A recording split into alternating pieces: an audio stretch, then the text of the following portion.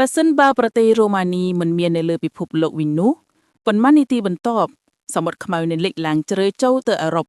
បង្កើតជាចន្លោះធំមួយរវាងអឺរ៉ុបកណ្ដាលនិងអឺរ៉ុបខាងកើតប្រទេសហុងហ្គារីនិងប៊ុលហ្គារី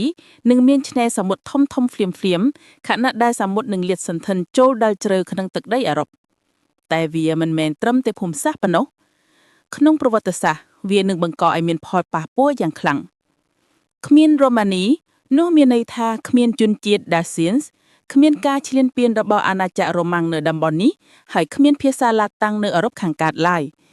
ហើយក៏មានន័យថាមនុស្សដ៏គួរឲ្យភ័យខ្លាចបំផុតម្នាក់ក្នុងប្រវត្តិសាស្ត្រក៏នឹងមិនមានដែរគ្មាន Vlad the Impaler គ្មាន Dracula រឿងព្រេងស្ដេចឈាមដ៏ល្បីល្បាញក្នុងពិភពភ័យស្លន់ស្លោបាត់បង់ទាំងស្រុង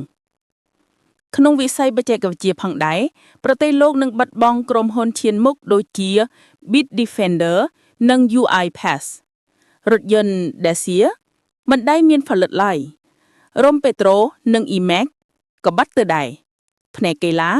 គ្មាន Goge Hegi គ្មាន Simona Halep ហើយក៏គ្មាន Nadia Comaneci អត្តពលិកកាយសម្ព័ន្ធដំបូងបំផុតដែលទទួលពិន្ទុពេញលើកដំបូងក្នុងប្រវត្តិសាស្ត្រ